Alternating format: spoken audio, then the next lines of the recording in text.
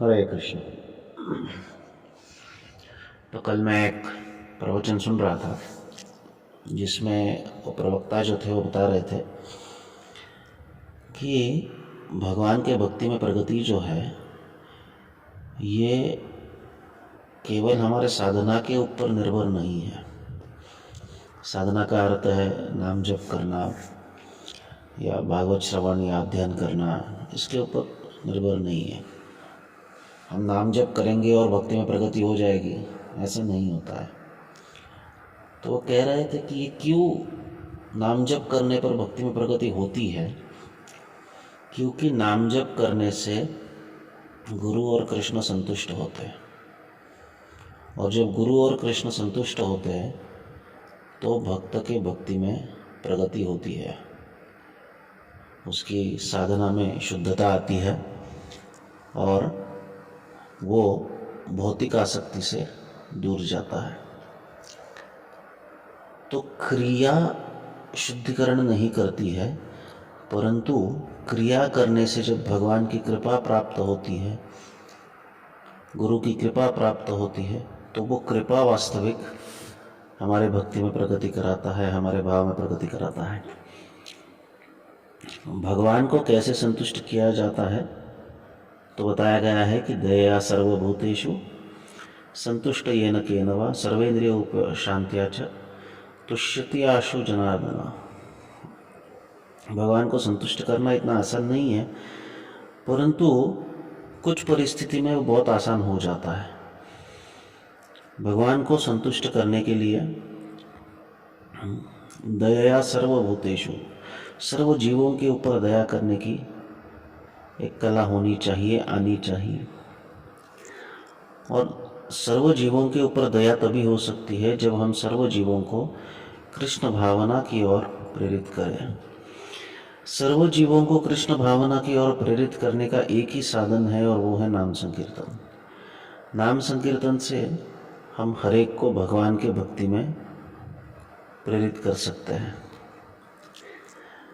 श्री विश्वनाथ चक्रवर्ती ठाकुर कहते हैं कि जब वैष्णवगण नाम संकीर्तन करते हैं तो वो त्रिभुवन को शुद्ध करते हैं।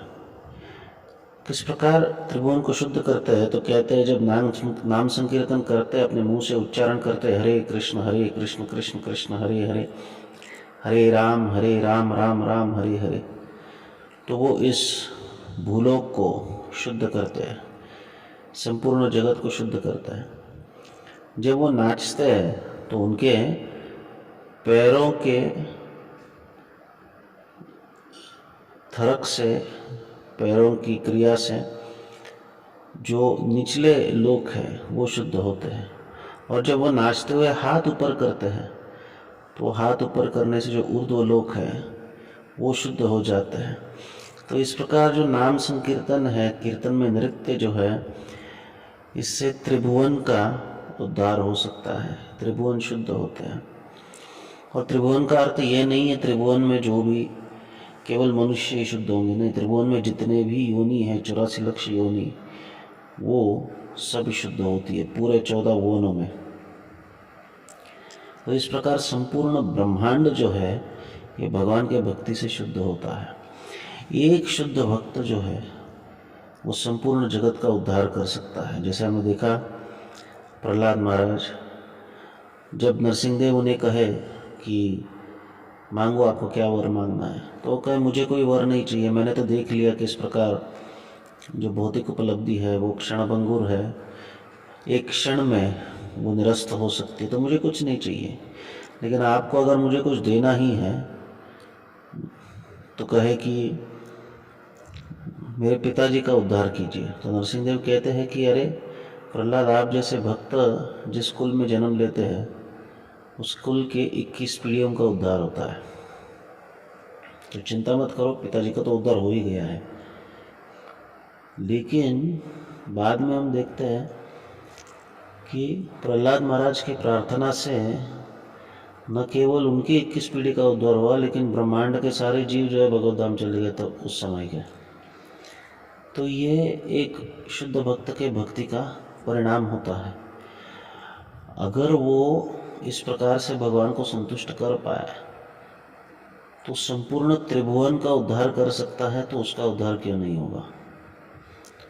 परंतु ये करने के लिए उसे संतुष्ट होना चाहिए। हम देखते हैं प्रहलाद महाराज के विषय में कि हिरण्यकश्यप नाना प्रकार से उसे त्रस्त करने का प्रयास कर रहा था, लेकिन प्रहलाद महाराज कभी भी विचलित नहीं हुए। वो किसी भी अवस्था में संतुष्ट थे, क्योंकि वो भगवान के भक्ति में रत थे। हम संतुष्ट क्यों नहीं रहते हैं? क्योंकि हमको इंद्रिय सुख के क्रियाओं में ज़्यादा रस आता है, बल्कि भगवान के भक्ति के। तो जब भगवान के भक्ति में हमें रस आने लगे, जब हम जीवों का उद्धार करने लगे, तो हमें संतुष्टि प्राप्त होगी। जब हम प्रचार करने लगेंगे तो हमें संतुष्टि प्राप्त होगी, क्योंकि वास्तविक जीवों के ऊपर दया तभी हो सकती है जब उन्हें कृष्ण भावना दिया जाए। जब हम प्रचार की क्रिया में लगते हैं तो मन संतुष्ट हो जाता है। It is very satisfying. और प्रचार में इतना आनंद है कि आप जब प्रचार करते हो तो ये बाकी फालतू चीज़ों से आपका मन कभी नहीं भरेगा, आप ना उसके तरफ कभी आकर्षित होंगे। कभी रिक्रिएशन के लिए मूवी चले जाए या किसी ड्रामा में चले जाए, ये सब चीज़ों में आपका मन नहीं लगेगा। क्यों? क्योंकि आपका मन प्रचार में लगा है, संतुष्ट है। जो है उसमें आप संतुष्ट हो। आप अधिक प्राप्त करने की इच्छा नहीं करेंगे, क्योंकि आप अब देने की चेष्टा कर रहे हो, तो जीव संतुष्ट हो जाता है।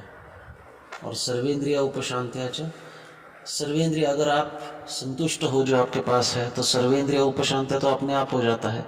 इंद्रिय संयम तो अपने आप होता है। जब आप किसी को कृष्ण देते हो तो कृष्ण की इतनी कृपा होती है कि आपकी इंद्रिय भी संयमित हो जाते हैं, आपकी साधना अच्छी होने लगती है, नाम जप अच्छा होने लगता है, स्वाध्याय अच्छा होने लगता है, भागवत श्रवण, अर्चा विग्रह सेवन, ये सब बहुत अच्छे प्रकार से आपको रस के साथ आप करते हो, तो आपकी इंद्रिया संयमित हो जाती है। और जब ये क्रिया होती है तो तुष्यति आशु जनार्दन, आशु यानी त्वरित भगवान जो है संतुष्ट हो जाते हैं। तुष्यति आशु, आशु का अर्थ है तत्काल, तत्क्षण भगवान जो है संतुष्ट हो जाते हैं।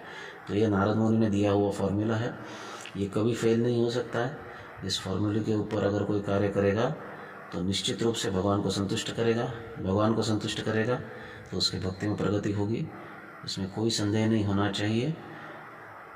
सर्व जीवों के ऊपर दया करते हुए, जीवों को प्रचार करते हुए, प्रचार के अनेक माध्यम हैं। 1-to-1 करो, पुस्तक वितरण करो, उनको सत्संग में लेके आओ, मंदिर में लेके आओ, किसी भी प्रकार से लेके आओ, लेकिन उनको प्रचार करो।